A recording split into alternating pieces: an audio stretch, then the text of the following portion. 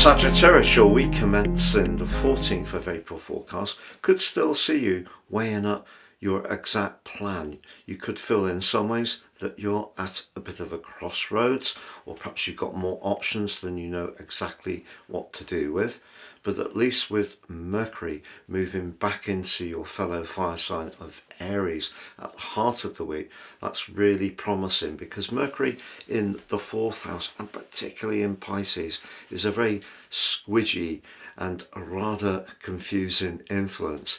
Now, ironically, of course, it then connects with Neptune, the modern ruler of Pisces, but this time in Aries for the first time ever in our lifetimes. But what an inspirational combination. If you are someone with ideas that you're enthusiastic about, you can really find that they are going to be amplified. By the end of the week, Mercury's arcing to Pluto.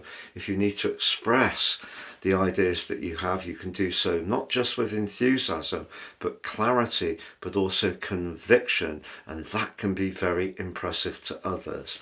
The other big thing that I really like about this week for you personally is that Mars returns to your fire sign of Leo. So Mars is in touch with Mercury as well, and that also helps you to be passionate about your ideas.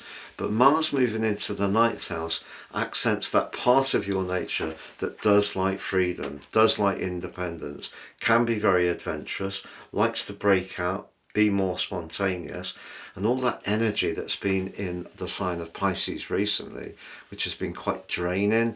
There's been a lot of emotional issues. Saturn's been oppressing that part of your chart the last couple of years. So Mars moving back into your ninth house can create excitement. It's just that, just as that happens, the Sun, of course, moves into a very practical area, very much to do with duties and obligations.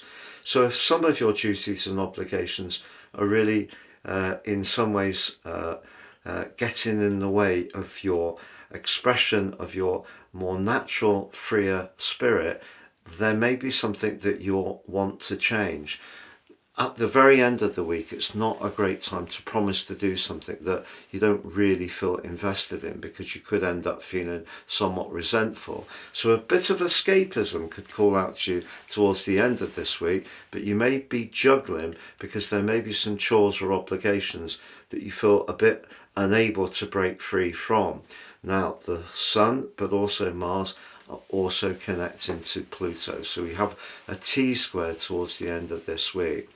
If there's something you feel very passionate about, and you often do, you could find yourself having a big conversation as the cosmic curtain comes down on this week, where someone doesn't quite get the big picture, and that can be irritating, because not only can you see that big picture, you can also understand the detail beneath it, and that means that you could come up against someone who just could knock you off your attention from what's really important to you.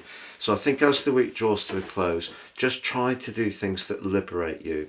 Do fulfill your commitments, but don't get drowned by them.